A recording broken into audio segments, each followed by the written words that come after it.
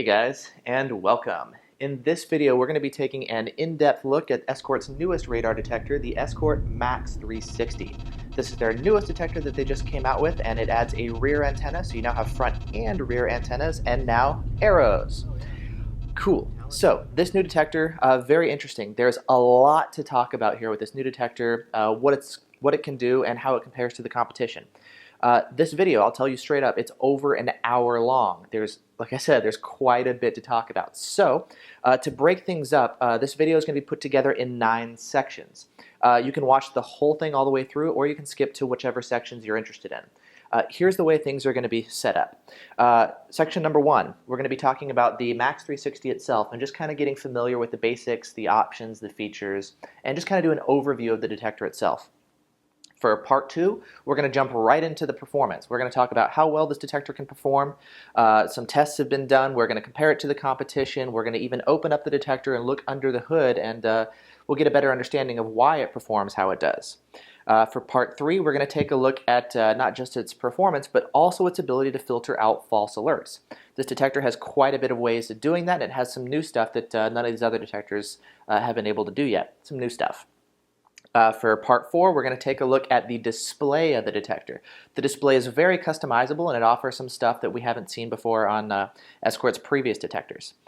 For part 5, we're going to jump right into the arrows. So I'm going to show you exactly how the arrows work, how you can customize them, and then as you guys know, the V1 also has arrows, so we're going to take a look at the new improvements that the Max360 has over the V1, and then we're going to talk about which one is better and in which ways.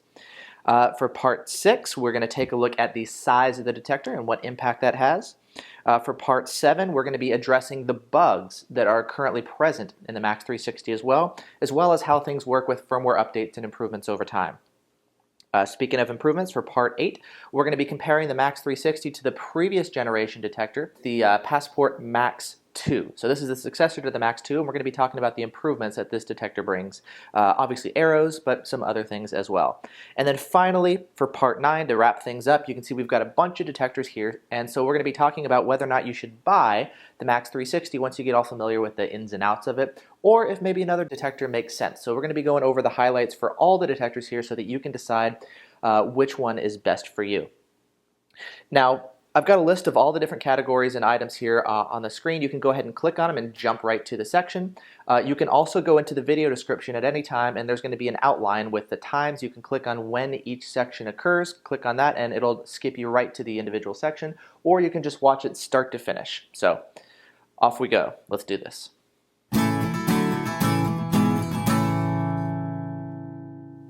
Okay, let's go over the basics of what the Escort Max360 has to offer. This is Escort's first radar detector, which has arrows. So now when the signal is picked up, you can see it says, oh, signal is coming from the front. We've got our frequency, we know it's a 34/7 source. It'll tell us our speed that we're driving. If we get a signal like this and it's paired with our phone, it'll automatically report it to the cloud and notify other people, and we'll get notified from their alerts, which is pretty slick. This guy has GPS built in, so you've got your GPS lockouts. So as you're driving, you can automatically learn your false alerts and begin filtering them out over time as it recognizes where they are, and it sees them again and again and again. It's got low-speed muting thanks to its GPS. It's got a database for red light cameras and speed cameras, which is actually quite good and updated very frequently. So this guy is pretty much going to be like the jack of all trades, but the master of none. There are other detectors. For example, the Escort Redline will give you better range and performance than what you've got here in the Max360, but it doesn't have a lot of the other bells and whistles like the GPS. It has no GPS, it doesn't have GPS lockouts, it does rely on a phone for that. There's no red light camera alerts unless you have a phone, all that kind of stuff. So this guy is designed to not necessarily be the leader in like any one area, but it just kind of does everything, and it makes it really easy for you. For example, we've got a V1 here. Obviously the V1 has the arrows as well, that's what they're known for. The V1s are more refined, their arrows, because they've been doing arrows for like 30 years, you know, where this is kind of a newer entrant for Escort. It's their first detector with arrows, so it's not quite as refined, but it still does work pretty well, and they've made some improvements, like you've got different color arrows that you can customize here to give you more information, especially at night. The different colors can really help. The V1 has a lot of really good stuff. You can do a lot of the same things that the Max360 can do, but it's going to require a phone, specifically an Android phone, with Yavi1, the free app. You're going to need a Bluetooth dongle. You're going to have to set it up. So there's a lot more going on to do what this guy can do with just a simple plug-and-play option.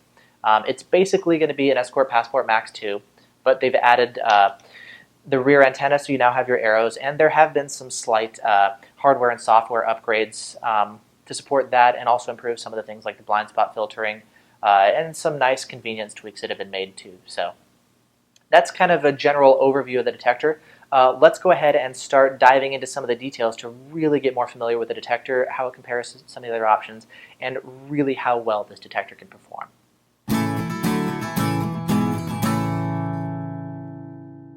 Let's go ahead and talk performance. Sensitivity and detection range is probably one of the most important features in a radar detector. It's what a radar detector is designed to do, right? Detect radar. And the better it can detect radar, the more range you have, the more warning time you have, the better shot you have at picking up signals at a distance. All things being equal, the better the detector is. So this is probably the single most important attribute of any radar detector. Let's talk about the Max360. So what's going on here with the 360?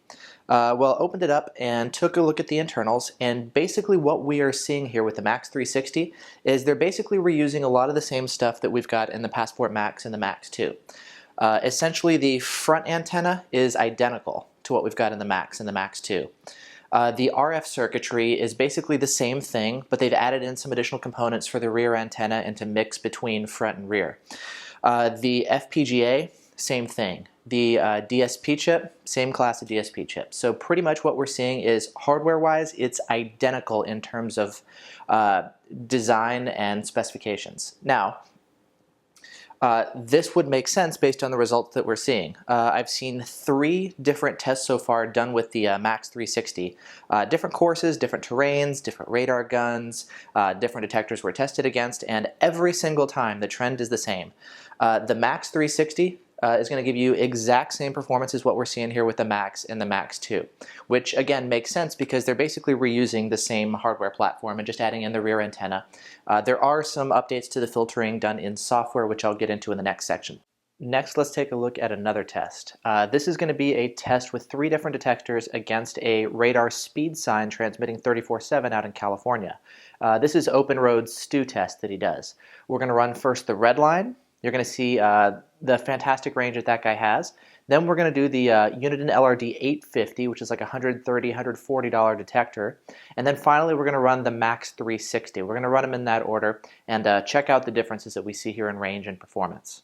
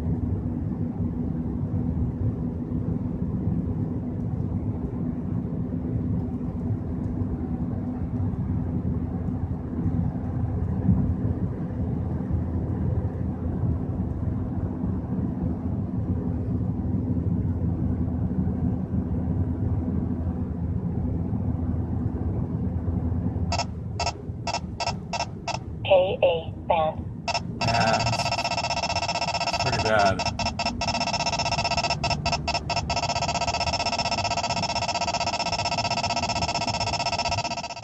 Not particularly impressive, is it? Especially considering it's the most expensive windshield mount radar detector on the market.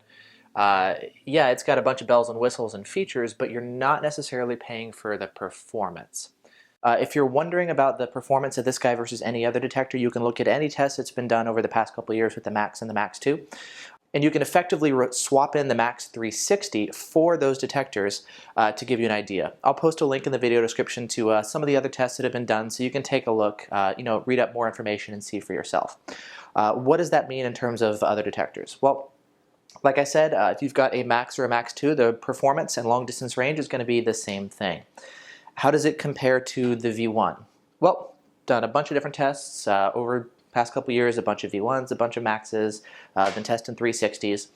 In general, what we're seeing is the Max can typically get pretty close to the V1 in some situations. Depending on the course, you're going to see very similar settings or performance results. In some situations, the V1 will generally be ahead of the Max. What I've also noticed in testing is the Max, for whatever reason, I don't know if it's the whole digital back end or what, but there's a lot more inconsistency with these guys than I've seen with other detectors, meaning sometimes it performs middle of the road. I've seen a couple detections where it's been phenomenal. I've seen quite a few detections where it's been terrible. So there's a lot more inconsistency that I've seen with other detectors, so it makes it a little bit harder to pin down specifically. But overall, big picture, you're going to be getting close to V1 levels, maybe a little bit less, and talking about specifically custom sweat V1s. A lot of people have been asking about the red line. The red line is without a doubt still going to be the dominant player. It's going to consistently just own the V1, the Max when it comes to long distance range. So if range is the most important thing to you, the Max360 will not be the leader in that category. You're going to want to look for something with like an M3, so like the Magnum, the red line, or maybe a Stinger VIP or something. Those detectors will definitely give you better range than the Max360. So that's what we're seeing here with this detector in terms of performance.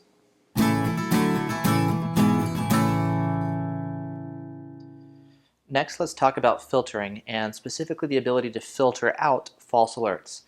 This is something that the Max360 does do pretty well. It can do a whole bunch of stuff built in without requiring a cell phone or any sort of extra setup. And everything here is pretty much automatic and self-contained. This is going to be one of the biggest appeals, is it does actually a pretty good job at filtering out false alerts, and it does everything within the detector. So let's go ahead and talk about the different ways that it can filter out false alerts. The first one is going to be GPS lockouts. These are great for in town, where basically if you drive by the same radar source every day, the same grocery store, the same speed sign, it'll have the same frequency and the same location, and based on that, every time you drive by it, if it's seen this signal before, you'll see in this case, this is a signal that I have locked out. There's no audio alert, and it's completely grayed out there on screen. There's also no arrows. So this signal has been previously locked out. It's something that you can do manually by pressing the mute button 3 times, or as you're driving around, the detector will do it automatically. That is pretty fantastic. So the more you drive around with it, the quieter it'll become in town. Very, very useful feature. This feature is available in some other radar detectors as well, but the implementation is a little bit different. So let's quickly talk about that. Let's run through a couple of them. The red line. Red line does not have GPS built in, and so in order to get lockouts, you're going to have to pair it with your cell phone. And then the cell phone with Escort Live, you got to get a live cable as well to have Bluetooth in it, extra $100 or so. Your cell phone, you'll be able to press a button on your phone to say, lock this signal out, this is a false alert. So it requires a phone, and it's manually done only. There's another detector, the Redenso Pro and the Redenso Pro SE. This does have a GPS chip built in. It does have GPS lockouts, but 2 issues. Number 1, they're manual only, meaning you have to press the button on top in order to lock a signal out. The second thing, with the current firmware, the lockouts are not working correctly. It's something that they're working on in order to get it working properly, but the detector does have the feature. Uniden LRD950. This detector has GPS as well, and you press the mute button there on the screen a couple times. That'll lock out a signal. Works fairly well. There's some issues there where it's got kind of a small radius, so you may need a number of lockouts to lock out one signal, and there's only 100 of them total, so you're going to run out of lockouts pretty quickly, whereas you have a whole bunch more available in the Max360. The V1. V1 does not have a GPS chip built in, and Mike V, who makes it, is kind of anti-GPS, and so it doesn't look like they're going to be incorporating it in any future models. However, if you pair it with YaVi1, you've got to get the Bluetooth module for the V1, looks like this, and you do have to have an Android phone. Once you do that, you do get automatic lockouts just like the Max360, where drive around, it'll automatically learn and lock out your false alerts. That implementation that's been developed for YaVi1 is safer. It's less likely to lock out a police officer, but it's also a little bit noisier and it takes longer to initially lock a signal out because of the extra safeguards that are built in. So it's a little bit safer over time, but it does require an Android phone, does require an app, and it is a little bit takes a little bit longer to lock out the signal initially. So you do have different implementations, but in terms of something that's really easy to use and everything is built in, this is going to be one of the easiest. It's only available pretty much in the Escort and the Beltronics detectors.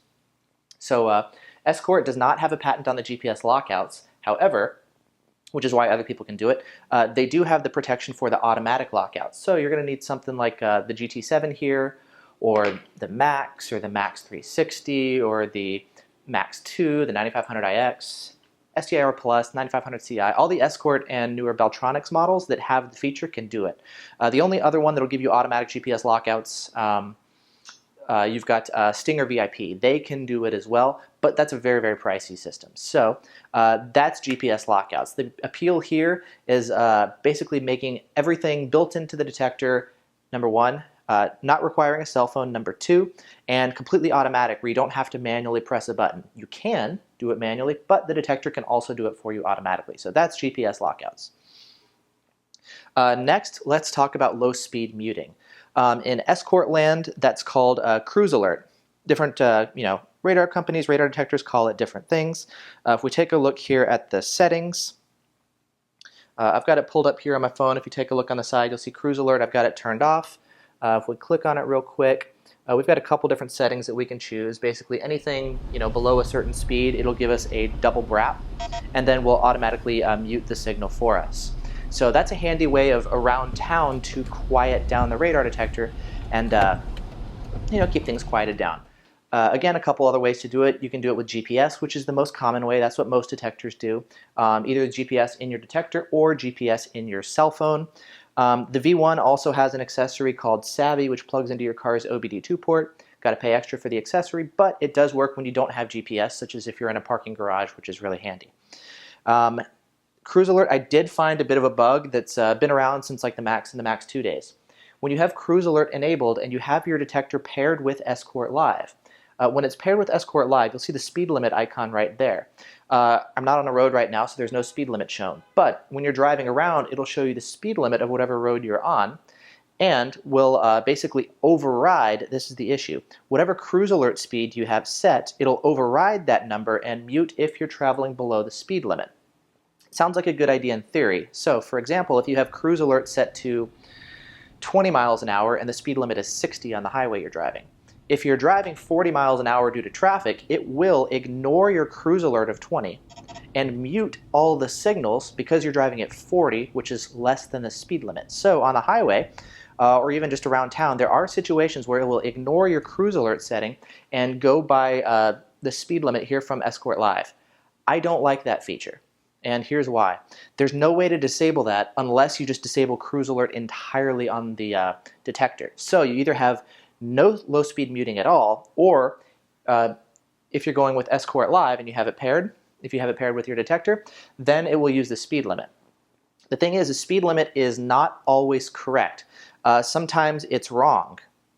Sometimes there may be a construction zone, so the speed limit drops, but the detector doesn't know that. And so it's going to be muting signals even though you're now actually speeding. I don't like that. And because there's no way, if you have your detector paired with Escort Live, to get away from the speed limit stuff, you're pretty much kind of stuck with it. So it's kind of I wish they would give us the ability to not override cruise alert with the speed limit, but that functionality is not yet available. And hopefully with a fix with Escort Live, that'll come out down the line and at least give us the option. But something really, really good to be aware of.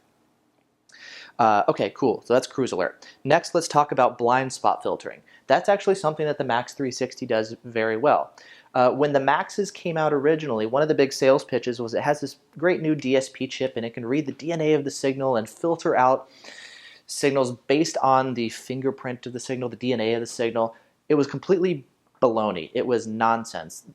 These detectors did not have any ability whatsoever to do any sort of sophisticated filtering based on the analysis of the signal. It was kind of a big egg on Escort's face, and some sales and marketing people will still say it, but it's not true at all. So, the way the detectors up to this point have been working, you've got basically auto mode with the sensitivity adjustments to basically filter out any weak signals like this.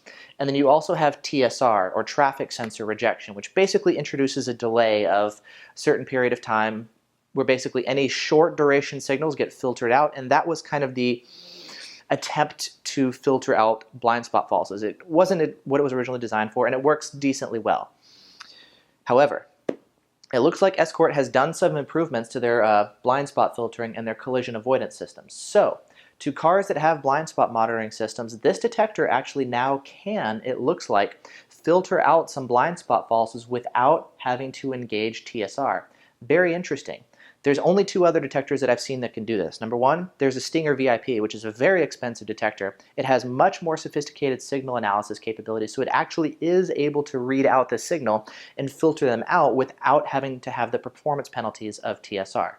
The other one that I've seen is actually, believe it or not, the Uniden LRD 950. The earlier firmware versions had the ability to filter out some blind spot falses without engaging TSR. However, they didn't have the ability to filter out traffic signals, so the newer firmware versions do have a TSR-like delay, and those now can still filter out blind spot falses to a certain extent, but they do have the performance penalty.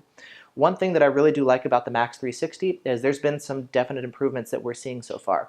This is one of those things that does take a lot of time, a lot of people, a lot of road time, different conditions, testing out a lot of different cars, but what we're seeing so far is this guy is able to filter out some collision avoidance systems without having to enable TSR, which is very cool.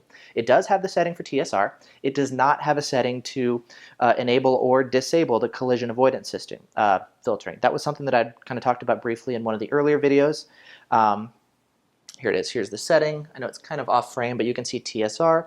We can turn it on and off here in the detector, but there's no option for collision avoidance stuff. That is always on. The filtering there does not have any sort of delay. With TSR off, the detector is still very reactive. And here's another cool improvement. With TSR on, they have reduced the delay that TSR used to have with the Max 2, for example. The Max 2 had a pretty heavy penalty for TSR, and so it really impacted the ability to receive brief signals and also reduce the range when the filtering was enabled. This guy, even if you enable TSR, you're not going to have as much of a performance penalty as what you had with the Max 2. So you've got improvements with TSR off for better collision avoidance system filtering, and you have improvements with TSR on because there's less of a performance penalty. So two very good things here that we're seeing with the Max360, and I definitely do like that.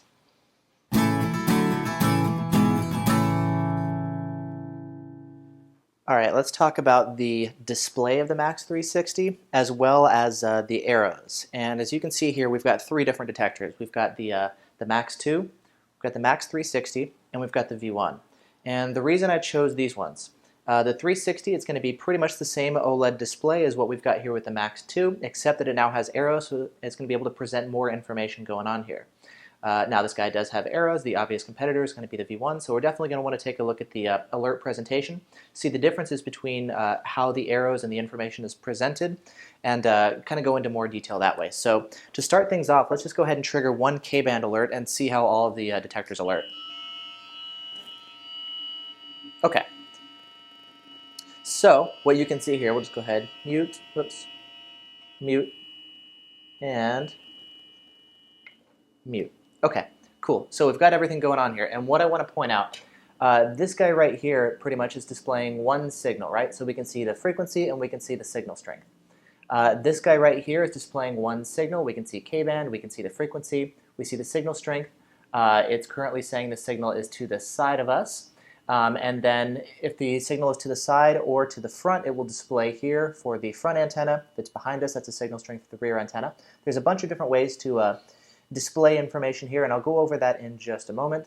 The V1 here, you can see we've got, it says it's K-band, there's one signal. We've got our signal strength, and we have our arrows. Don't worry about the direction. That's going to be pretty inaccurate when we're sitting here and the signal's bouncing all over the room. But nonetheless, you can see we do have kind of different information. We've got no frequency information here on the V1, and we've got more information here on the 360 than we've got on the Max2. So let's go ahead now and trigger a second signal. We'll hit it with KA at the same time. Okay, so now that we're getting KA, we'll notice some differences. The V1 is showing K and KA. We're getting two signals. The Max360 is showing both signals. It's saying the K is in front, the KA is behind. And on the Max2, we're only seeing one signal, and it's only showing, at this point, KA, and it's not saying anything in any way about the K-band signal. You'll also notice the arrows are displayed a little bit differently. Again, don't worry about the direction, but you'll see the blinking one on the V1, currently K-band is the highest priority, so that's the one that's blinking. On the Max360, the red arrow, the blinking one, is the KA band, that's the one that's behind us, and the one to the side it's saying is the K-band alert. So as you can see, they do present different information here on screen. Which one is better? Well, really depends.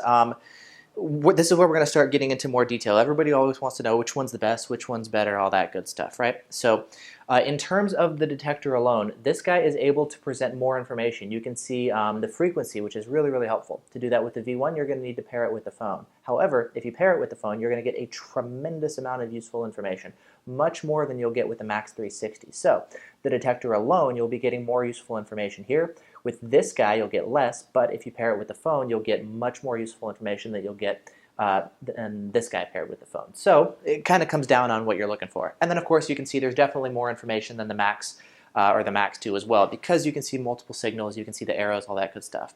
To be fair, you can also set it into expert mode to show multiple signals, but then you'll get no frequency information. So there's a variety of different ways to actually display the information here. So let's actually go into that next and take a look at the different display styles available here on the Max360.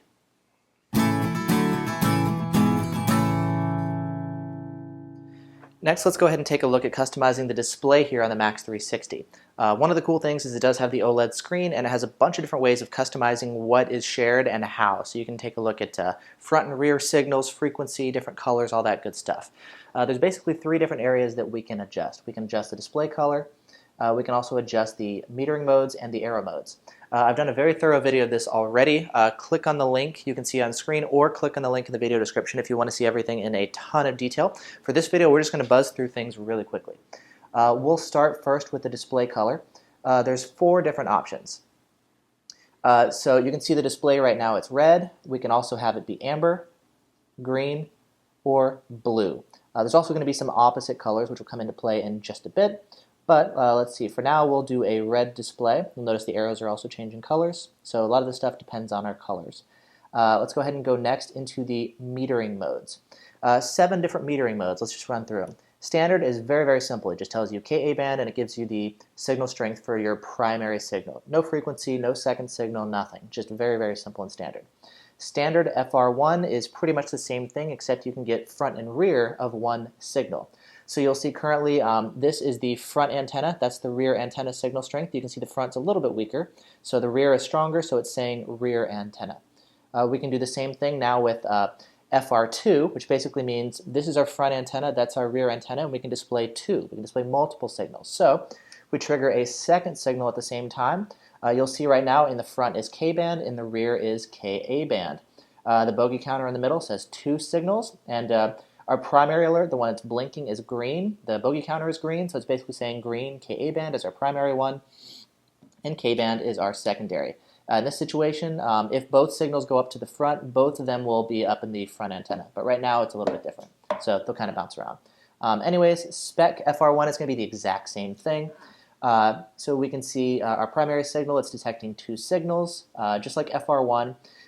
Front antenna, so it's pointing backwards. The rear antenna is stronger, front antenna is weaker. And in this case, because it's the spec version, we have the frequency display. So you can see no frequency, yes frequency. Awesome. Spec FR2 is going to be the same thing as standard FR2. We can display multiple signals, except we're also getting our frequency display. Expert mode, expert front and rear. It can display up to 4 signals at the same time on screen, front and rear. So again, the red on the left is going to be the front antenna, the right one, in this case green, is going to be the rear antenna. Again, those colors will change depending on what color settings you have and whatnot. But yeah. And then finally, simple mode, really, really simple. Just on screen, it says slow down or it says caution. So really, really basic and simple. What version you want definitely depends on you. If you want spec mode to see the frequency, always recommended. I go for one of the spec modes. Spec FR1 will give you just the primary signal, so you can watch, as the signals get stronger in the front. Then it's similar like this and go to the side. And then as you pass the signal, front will get weaker, will stay stronger, and then start to ramp down. So you can get a lot more information on one signal. If you want to be displaying information for two signals at the same time, you can do the FR2 mode. So, okay, cool. So that's the metering modes.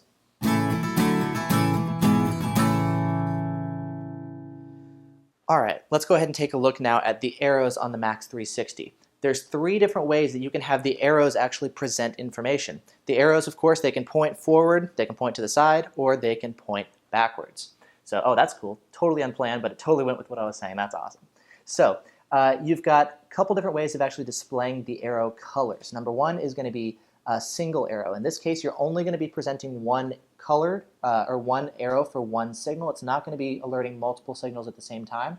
The color of the arrows will be whatever your primary display color is. Because I have my Max360 currently set to a red display, my arrows are also going to be red. Because I have spec FR2 mode, the rear antenna is going to happen to be the opposite color. In this case, the opposite of red is green. Again, watch my video on this in more detail to go over that. But basically, front, rear, and it's pointing backwards. So the arrow color here is only going to be one signal, and it's always going to be the color of your primary display. If we go into multiple, now we can be detecting multiple signals at the same time. So the front and side is going to be your primary color. The rear antenna is going to be your opposite color. So in this case, you can actually be watching multiple signals. The primary one is the one that's going to be blinking like that because our Ka band alert is behind. That's the one that's blinking. The K band in this case is pointing to the side.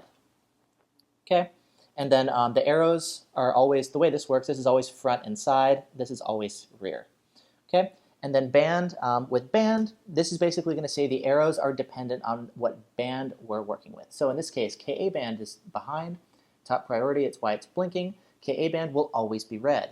K band will always be blue. X band will always be green. And laser will always be, I believe, red as well. So in this case, it's totally dependent on what band you're using, not front or rear or anything like that. If we go ahead and trigger a laser alert real quick, you can see in this case with laser is not directional, whether it's coming from the rear or it's going in with the front. The way the laser sensor works is it can't differentiate, and so you just get a laser alert and it looks like that. So there's our arrow display and how they function here on the Max360. Let's go ahead and take a look next at how these arrows actually compare to the V1 and go into more detail that way.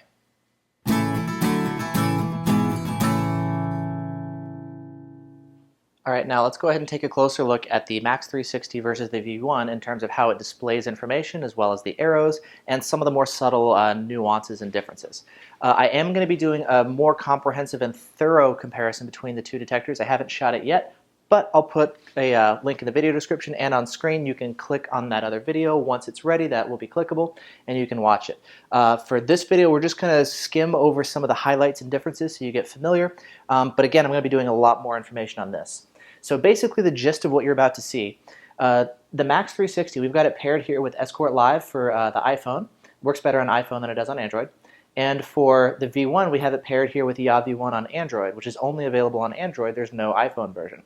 There is an iPhone app for the V1 as well as Stealth Assist. Watch my other videos on that. There's low-speed muting, no lockouts. So anyways, if you want full capability with the V1, you're going to have to pair it with an Android phone and run V1. You'll get GPS lockouts, low-speed muting, a lot of the stuff that's available here. Because this guy has no GPS, we use the phone's GPS, and it adds a bunch of extra really cool functionality here. Free app, highly, highly, highly recommended. It's the way to go. So anyways, let's go ahead and start with a K-band alert. Take a look at how the alerts are similar and different. Okay, so as you can see, cancel that. Okay, so what we've got, so I've got the volume turned down, but basically you can see the way the alerts are displaying on screen. They're both showing the signal is coming from in front of us. It's bouncing around a little bit, again, because I have it indoors and my signal's bouncing over all the walls and stuff. But you can see the way the alerts are set. The Max360 has different colored alerts. The V1 has bigger arrows, rather. There's frequency information here, but there's not there. We can only see one signal there, where here we can actually display multiple signals at the same time, so let's go ahead and do that. we're going to trigger K-band and Ka-band. So what do we have going on here? Well, we'll start from left to right. If we look at the Max360, you'll see it's saying K-band in the front, Ka-band in the rear. V1 is also showing something up front. K-band is up front, Ka-band is in the rear. The one that's blinking is a higher priority K-band.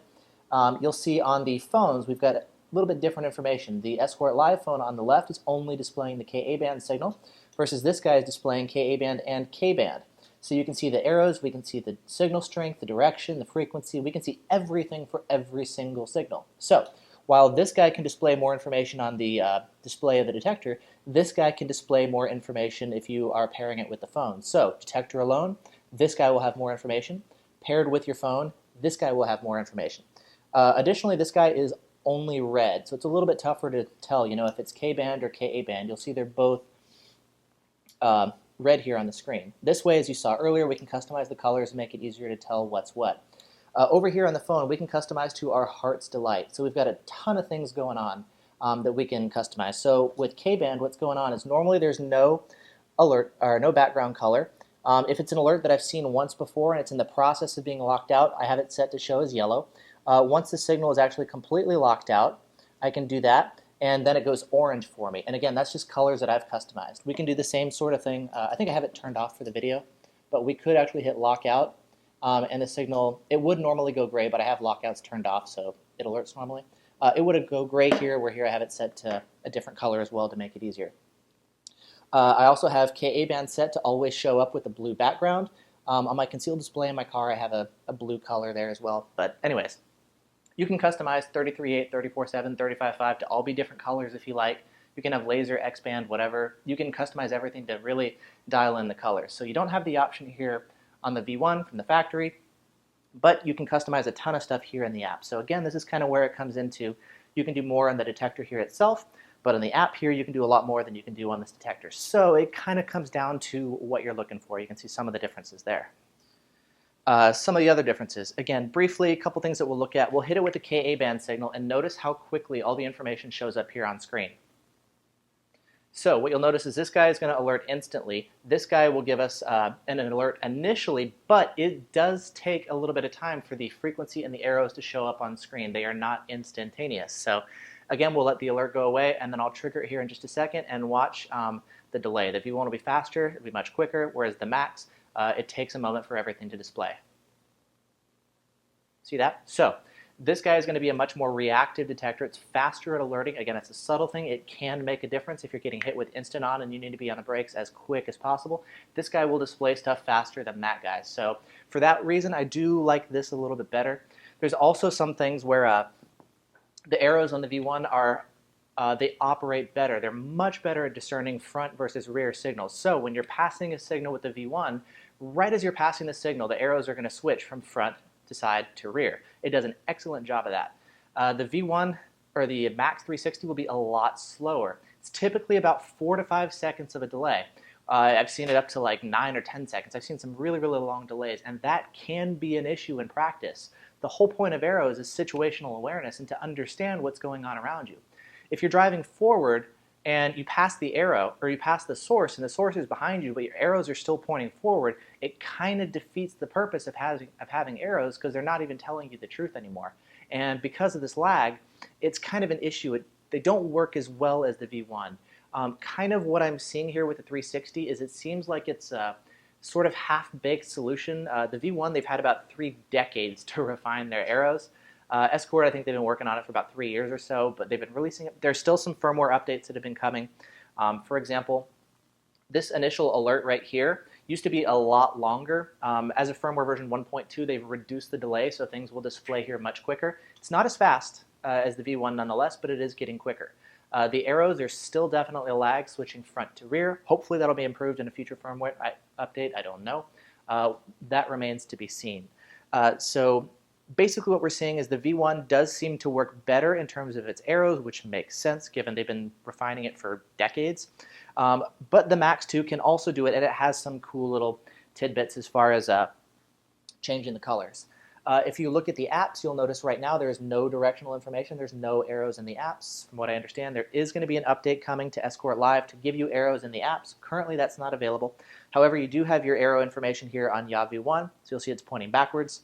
And you've got the information on the V1, but not on the Escort thing. You can see because I have the gun so close, it's overdriving and displaying multiple signals. Don't worry about that. Just a weird thing that happens during testing, not in real life.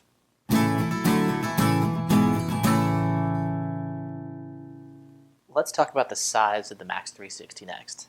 This is basically the biggest windshield mount radar detector ever. It's bigger than anything else has ever been out there, so it's pretty huge in that regard. It's also really heavy. It's nearly 3/4 of a pound, so it's pretty big, it's pretty heavy. Fortunately, despite its size, it's still pretty usable. Even in my car, I drive a Miata, it's a pretty compact car. Even in my car, it still fits. It does take up a little bit more of the visibility due to well, the sheer size of the detector, plus the way the mount is designed. There's a big gap here, so I can't put it flush against my the top of the car, so there's a bit of a gap. Plus, it's pretty big. So it does take up more size, more room than some other detectors, but nevertheless, it is still usable. Another thing about the size, some of the previous Max detectors, because of the sticky cup, they've been known for vibrating and having really, really shaky, bouncy mounts. The sticky cup that comes with the Max360 has actually been improved versus what we've had before. If we take a look here, I've got two sticky cups. Let's put them the same way. If we take a look here, you'll see they look pretty similar, but the main difference is this right here. This is the previous generation sticky cup, which came with like the Max 2, for example, and the GT7. You'll see this plastic piece is larger, whereas this one is smaller. I don't know exactly why, but the new generation of sticky cup definitely provides less vibration and makes for a much more solid and stable mount than what we saw before. So for those of you guys who had issues with vibrating Maxes, looks like this solved it. Another thing to keep in mind with respect to that, whenever you attach it, it is magnetic, but if you take a look there, you see that hook? It does need to actually grab onto the back of the detector. So when you attach it, make sure it does go in all the way like this. So that way that hook actually grabs onto the back of the detector. Once it does that, it has a much more secure hold on it, and combined with the new mount itself, you can see the way it attaches, it's going to be a much more solid, stable, and secure mount. It's not going to bounce as much, so that's definitely a nice change as well.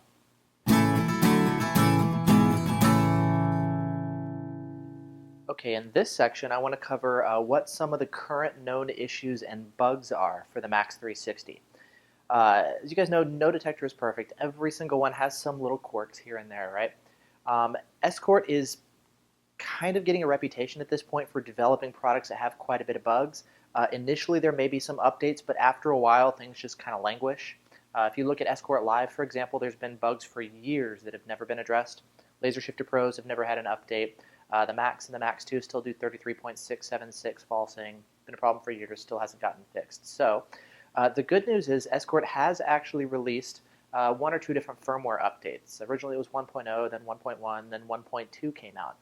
From what I understand, 1.3 is going to be released pretty soon as well. I don't know the details as far as what's to come, so just something to keep in mind is that, yes, I'm about to list out some of the current bugs and known issues, but depending on when you watch this, some of these may or may not have been fixed. But nonetheless, currently at this time with firmware version 1.2, here's what I'm seeing. So let's get started. The first thing has to do with delayed alerts, as I mentioned earlier. This is one thing that was fixed in firmware version 1.2. Used to be a lot longer, but again, as I mentioned, if you take a look at the initial display, I've got the volume turned down right now, but you'll see it alerts, and then a little bit later, the rest of the information, such as the arrows, the frequency, and the signal strength, all pop up. They don't all happen immediately. Apparently there is some analysis that the Max360 has to do to figure out direction and all that, and so even though things like the Max 2 can get frequency immediately, with the Max360 there is a bit of a delay and some weirdness that's going on there, so something to keep in mind. The next thing, the arrows are kind of laggy and not accurate, meaning, as I mentioned earlier, there can be a delay from when you pass the source that the arrows will switch front to back. Realistically, that may not be that big of a deal. You know, if it's only 4 or 5 seconds, I mean, okay, fine, it's a little bit annoying, but you'll still figure it out. So it may not realistically be the biggest thing in practice, but having arrows like the V1 that are virtually instantaneous, less than a second at most, really, really does help when you're passing different sources, cops, just to figure out what's going on around you. That said, I have seen some really good things going on with the Max360 where you can pass a card that's got blind spot falses, and it does a good job there. So this isn't the end of the world. It's not terrible, but it is kind of an issue. Another big issue that we saw with the Max and the Max 2, as I mentioned, those detectors do false around 33.676. It does seem to be related to K-band, and the detector is incorrectly alerting to Ka. Something people have been asking for a fix for a long time, and Escort is basically saying send in your detectors for a fix. It doesn't help, and no fix is available. The good news with the Max360 is the 33.6XX falses seem to be gone. Bag and Drag from the forums actually has a place where he can drive his Maxes and his Max 2s, and every time create that false. The Max360 is not susceptible to that alert, which is awesome. However, there is another false alert problem now. Instead of 33.6XX, it's now 33.4XX. So lower frequency, different frequency. I don't know if it's related, but it also seems to happen when K-band signals are present. Sometimes, again, the detector will alert incorrectly. Sometimes those alerts even get stuck on the detector, and the only solution to getting rid of those false alerts is power cycling your detector, turning it off, and restarting it. So that's currently an issue. I really hope Escort fixes it. So basically, you're going to get false Ka alerts, which is not good. And if you have it paired to Escort Live, you're going to start dropping false alerts all over the map, and everybody's going to be subject to your false alerts too, not just you. So that's something that I really hope that they fix. Another thing, the buttons on top of the detector. The material that they use, I don't know what it is. Maybe it's kind of cheapy or whatever. But the material, some people have reported that they've actually started fading. And I've had this issue too. If you turn the lights off, when the detector is lit up and glowing, the light actually comes out of the buttons as if the buttons are slightly translucent. They're not completely opaque, so it looks like they're fading and the paint is fading off. So not a good thing. It just kind of gives the air of cheapness. So we've noticed that. We've also noticed the text on some of the buttons. Some people have reported that it's starting to fade, which on a $650 detector, you don't necessarily want to see kind of cheap quality components, you know? So that's another thing that people are seeing. Something else, the mute button on the detector is kind of mushy. Every other detector, or every other button, here, I'm going to turn it off real quick so I don't make it do weird stuff, but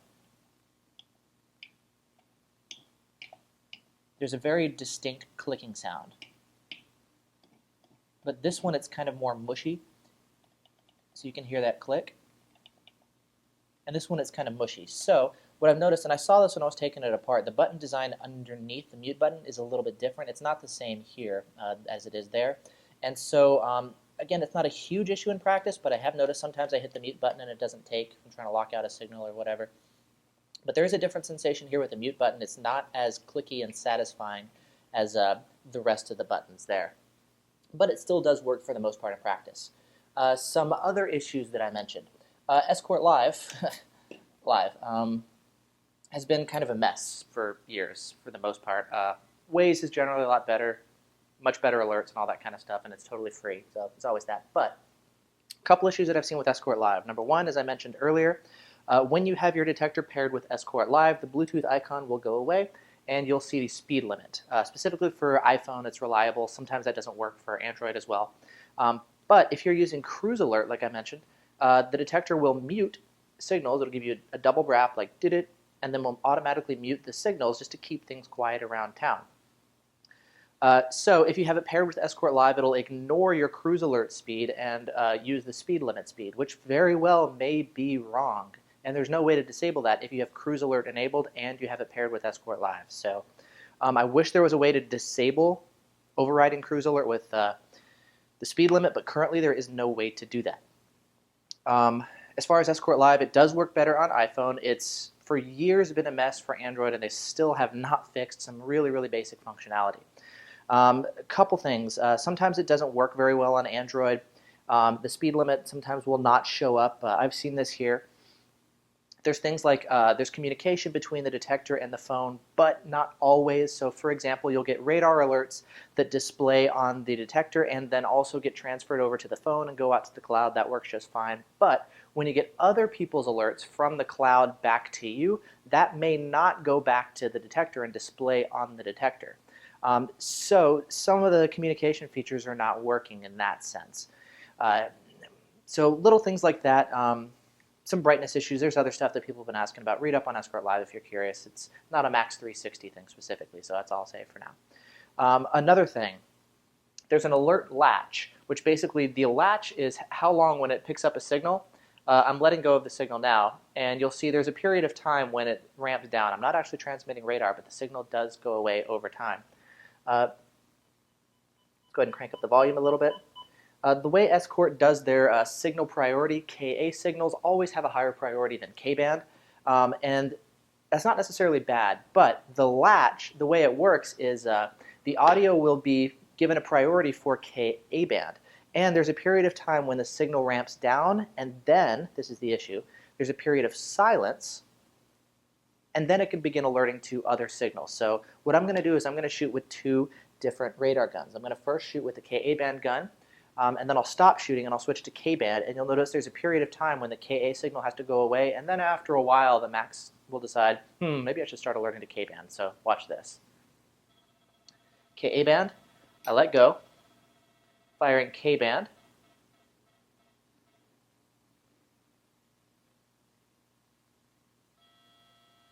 See that? So there's kind of a delay while we're waiting for the Ka signal to go away. The V1 is much better about it. It'll, as soon as one signal is gone, it'll let you know about the other one, and it's much better as far as keeping you abreast of what's going on. This one is just kind of, there's that period of silence and lag and delay, which I really hope they get rid of in the latch. So that could definitely be solved with the firmware update. Reported to Escort. Hopefully it'll be solved in a future update. And then finally, this one is not necessarily a bug, but the range. This is the most expensive windshield mount radar detector on the market. It retails for $650. I would really hope that this is going to give you top-end performance as well, and the fact is it doesn't. It's still outclassed by detectors like the Redline. I mean, the V1 can outrange it. Like, there's a lot of detectors that are less expensive that will give you better performance, and for a detector that's this expensive, that's the most expensive windshield mount radar detector ever released, I would hope that the performance is up there as well. And again, this is kind of an issue with the horn that they chose. I hope that they release, they take basically the Escort Redline and they put that horn inside. Give it the M3 platform.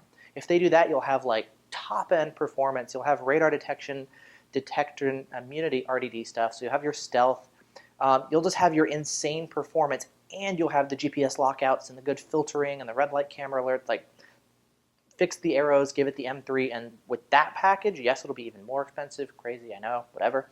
But that would be a monster. That would be amazing. I really hope Escort does it. So quit using this Max. Like, to be perfectly honest, for most people, it'll be sufficient range. It'll be fine. It'll still protect you against the majority of alerts. But yes, you will not have the same level of protection as a detector that has better sensitivity and is much more likely to pick up a signal at a distance. So while this guy is still sufficient for the majority of people, and the majority of, I guess, most situations, it's still not going to be the best performer on the market. And I really do hope that with a hardware change that they change that, and then the rest of the stuff, a lot of it can be fixed in software. So that's a look at currently the bugs. There may be stuff that I haven't figured out yet. Again, I've been using it for like a week or two so far.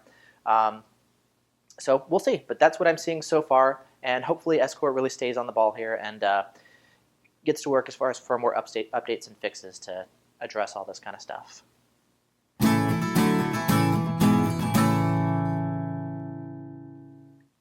Next, let's go ahead and address some of the improvements over the previous generation detector, the Escort Passport Max 2. Obviously, it's got the arrows, right? Like, so, you know, when you get an alert, you've got the arrows, and it can tell you what direction the signal is coming from. So, you've got more information there. And there's more options here on the display right here. So you can do front, rear, arrow. So there's more information that it can present to you. So obviously you got that. That's one of the biggest things, right? And you have a bunch of different alert styles and ways of presenting the information front, rear, different colors to go along with the arrows. So it's basically a Max 2 with arrows. That said, there are some other improvements. Things like if you take a look at the case, this one has silver trim right here, whereas the Max360 has black trim. I prefer a black detector. It's less visible. You don't get as many reflections on your windshield, especially in bright sunny days. And that goes all the way around the detector. If you take a look, the Max360 is black all the way around, whereas the Max 2 has more of this silver trim. So I definitely like kind of that aspect of it, just to give it more of like a black case. So very nice there. The case design itself is also much more solid. There was an issue with the previous detectors, like literally falling apart. Couple things. This case here is actually removable. The top and the bottom of the detector, the plastic panels are removable, and you can actually put on different colored cases. They had like blue ones and carbon fiber and all those kind of different styles and designs. That's not the case here. This guy is actually much more integrated and part of the detector, so it shouldn't have the same issues like with the case coming apart or literally the detector itself splitting in half. So for those of you guys who've had that issue or heard about the issue, it doesn't look like the 360 is going to have that issue as well, which is great news. Another thing, the way the lens on the back is designed, I saw this actually after I took apart the Max 2. The lens can actually pop out much more easily. Where here, the way it's designed, it shouldn't have the same issues with the lens popping out, so there was an improvement there.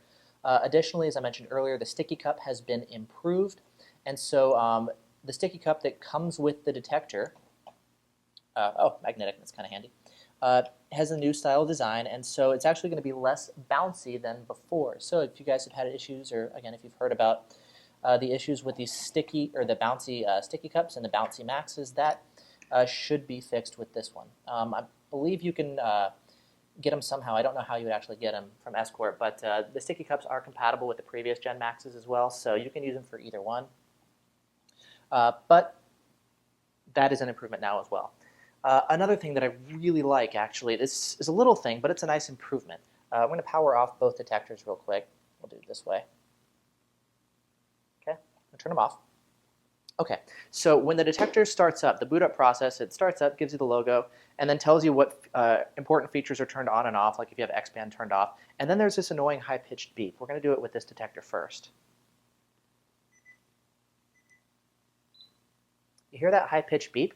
It's not a big deal now. I have the volume turned down, but that is kind of annoying. It's the same beep that if you go into the settings, it's that beep right there.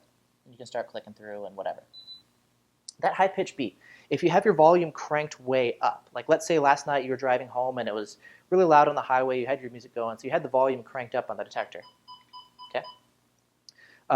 Turn your car off, cool. Get back to the car the next day, did it, beep! That really high-pitched sound is kind of ear-splitting and painful. I really don't like that.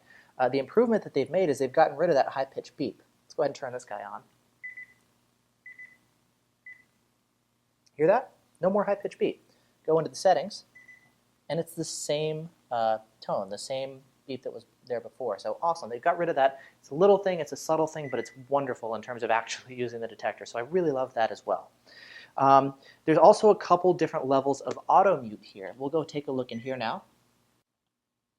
So auto mute, a couple different settings: low, medium, high, and off altogether.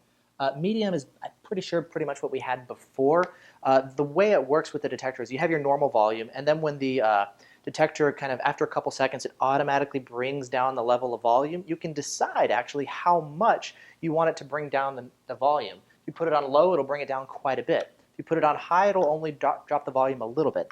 And that's pretty handy. It's kind of been an issue with the Maxes in general. You know, when it gets auto-muted, it may be lower or higher than you want. You didn't really have much control. With this one, you now do have the extra option to adjust it. And that was actually something that I really, really liked about the V1. Good thing about the V1 is it has two volume knobs. You have your main volume knob like this, and then you have the muted volume knob. So you can set your main one wherever you want, mute it, and then adjust the volume. So this guy's still going to be a little bit more configurable, but they took a cue from the V1 and added variable auto mute functionality levels to the Max360. So you do now have more control over the auto mute volume, which is great. So I really like seeing that. Let's see. Okay. Another thing, collision avoidance system filtering without TSR. This is actually pretty huge. I went over this earlier in the filtering section, but again, you now have the ability to filter out many blind spot vehicles without having to enable TSR, so you don't have to deal with the performance penalties that are associated with enabling TSR. Awesome. Very, very cool. This is actually a pretty big deal.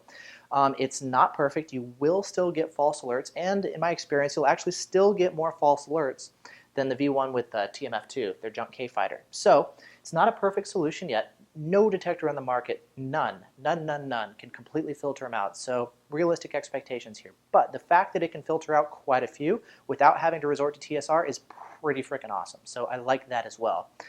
For those of you guys who do have the actual traffic sensors and you need TSR, traffic sensor rejection, to filter out those traffic sensors, with the Max 2, the penalty was pretty severe. There was a pretty long delay that was built in when you hit TSR. So there's a pretty severe performance penalty. Not only that, it didn't work very well. So you had more of a performance penalty with TSR than you had with like a TMF2 here in the V1, and yet it didn't even work as well. So it worked worse and you had more of a performance penalty. It sucked. With this guy, you now, again, don't have to enable TSR to get a lot of the filtering stuff. But even if you do, there's much less of a penalty than there was here. The delay has actually been reduced. I haven't sat down yet with a stopwatch, but just sitting around, playing with a couple different K-band guns, I can tell clearly like there's much less of a penalty now, much less of a delay with the Max360's version of TSR. So if you do need to enable it, it will be better in that regard. So cool. As you can see, there's definitely some updates in addition to, the arrow and the rear antenna. Yay. At the end of the day, it's basically a Max 2 with arrows. But you do have some software updates as far as the no high-pitch beep, the improved collision avoidance system, TSR has been improved, the sticky cut mount has been improved. So some hardware, some software differences, but it's effectively a tweaked and slightly improved version of the Max 2 with arrows.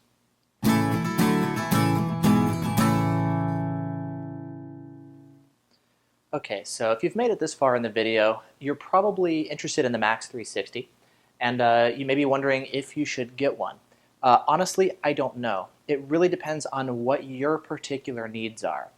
There's not one detector that's the best for everybody. So what we're going to do in this video is we're going to go over what some of the top contenders and best picks are, and if it makes sense to pick up this guy versus maybe one of the other detectors. So what's the main appeal of the Max360? Well, it pretty much can do just about everything. You've got reasonably good performance. You've got pretty awesome false filtering built in. So if you want something that's going to give you reasonable performance and can filter out a lot of false alerts automatically, that's what this guy is going to be for. Some of these other detectors can also do GPS lockouts like this. Some of them can, but maybe they're only manual. This guy's going to be able to do just about everything automatically. You've got the arrows like the V1. You can also see the frequency display here on the screen without having to rely on a phone. There's really not too much setup or anything. I will do a video running through the different settings and options, so if you get one, you can get familiar with what the different settings are and how you should actually customize it, but really there's not too much. Similar to some of these other detectors, they're designed to be simpler and easier to use. So it's more of like a plug-and-play detector that is kind of like the jack of all trades, but the master of none, So some of these other detectors may have a specialty like longer range or more affordable price, but still sufficient performance, all that kind of stuff, right? So you're going to have to decide which one is best for you. So this guy is pretty much throw everything together all in one integrated package, no setup, no cell phone required, just kind of does it all and also gives you the arrows. If you don't necessarily need the arrows, the Max 2 may be a good choice. It retails for $50 less. Honestly, I think the Max360 is probably going to be a better choice at this point because the arrows actually are really useful. And there are some nice updates such as the improved collision avoidance system filtering, which again, we're still getting a feel for exactly how well it performs, but that alone is pretty awesome. So I wouldn't necessarily recommend the Max 2 at this point if you're going for a new detector. This guy is probably the way to go. Nonetheless, if you don't necessarily need the arrows and all that kind of stuff, this will save you $50. It retails for $600. If you take away the Bluetooth because you don't need to pair it with your phone, that'll be the original Max. It retails for $550. If you like the design of the GT7, the Beltronics GT7 is essentially an Escort Passport Max, not a Max 2. It doesn't have Bluetooth. With the new case design, it's got the orange.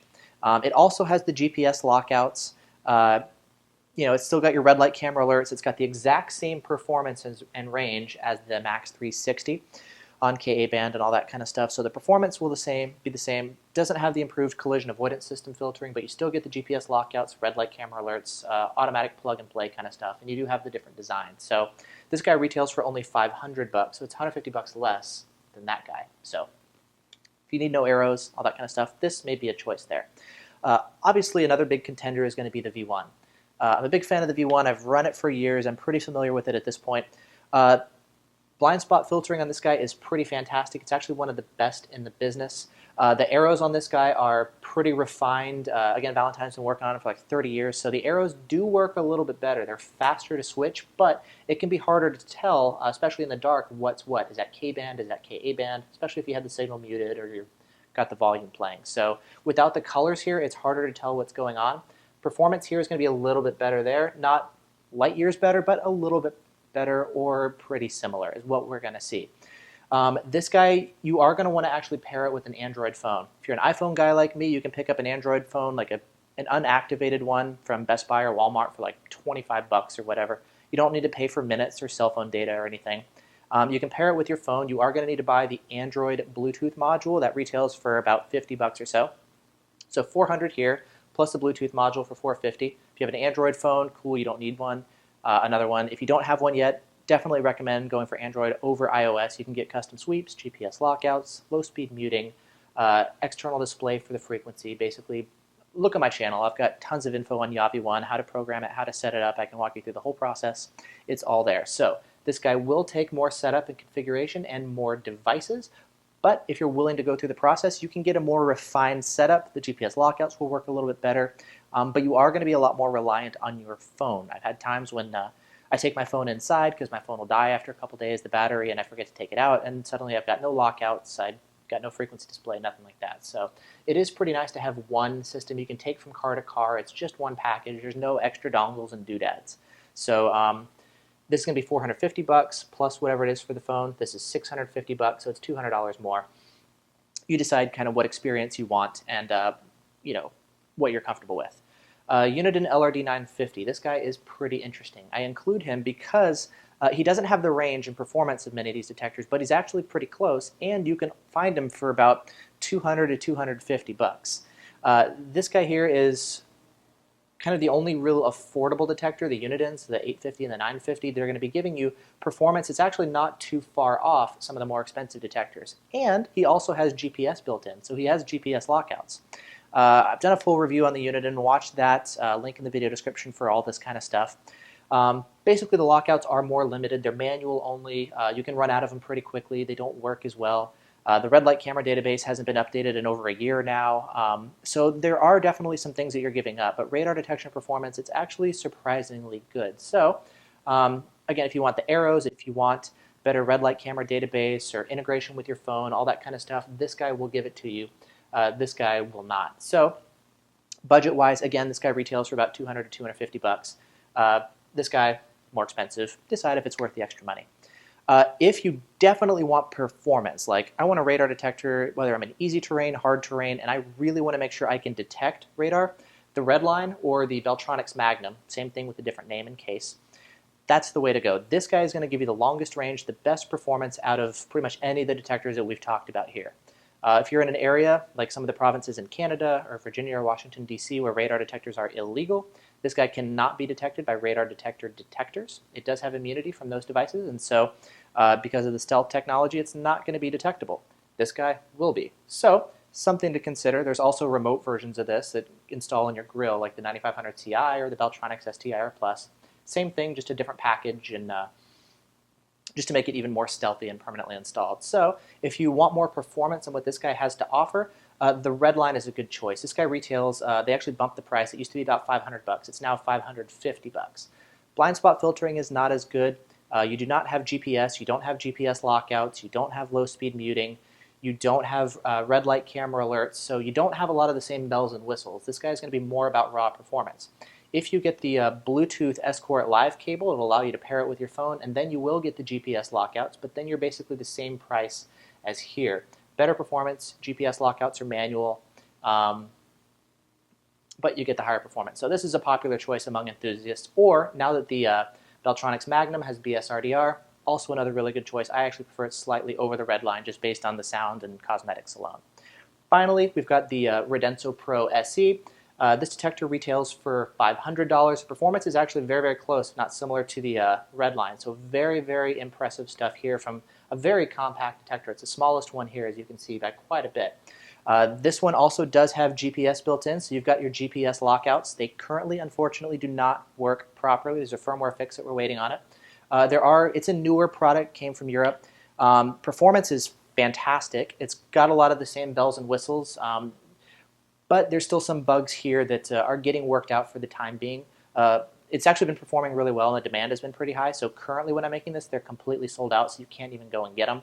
I think they're going to have them available around in December sometime, 2015. So currently you can't really get one of these, but this is definitely another one to look into. If you want high performance and you want a lot of the features here, no arrows. Your GPS lockouts are manual and they don't currently work properly. There are some tweaks that need to be made to the sounds, all that kind of stuff, but it's pretty minor stuff, and they've got a really, really good track record of actually implementing firmware updates. And they're working with enthusiasts, so when we have feature requests, they'll actually implement them here. So this is a really interesting, newer, but very, very promising and well-performing unit as well. So this guy retails for $500 if you can order him. Yeah, so there you go. There's a look at a whole bunch of different detectors here. As you can see, they all have their pros and cons. There's not one that's necessarily the best. You have the high performers. You have the best bang for the buck. You've got another one with arrows. You've got the previous generation of the Maxes, which will give you the same performance but no arrows and not quite as good blind spot filtering. So different price ranges. Every single one of these detectors, I'll put a link in the video description. With the exception of this guy, and I don't think this guy yet, you can get them on Amazon, but if you go and purchase any one of these detectors, if you could actually buy it through my link if you would want to, it does support me when you do that. So if you find these kind of reviews and videos helpful, that is a way that you can directly support me. So just click on the links there, and then when you purchase them, it does help me out. So awesome. Buy it from wherever you want. Ultimately, it's your decision. But that's a look at a lot of the top picks here when it comes to radar detection. There's constantly more coming out, of course. There's firmware updates. There's updates that are going to be coming here. So subscribe if you haven't already. I'll keep you guys posted as far as, fun new stuff that's coming out and how all this stuff works and demo videos of the stuff in action. But there you go. Thanks for watching. There's a look at this review of the Escort Max360 that was released about 2 weeks ago or so. So there you go. There's a look at the detector and a comparison with some of the current contenders. So thanks for watching. Bye-bye.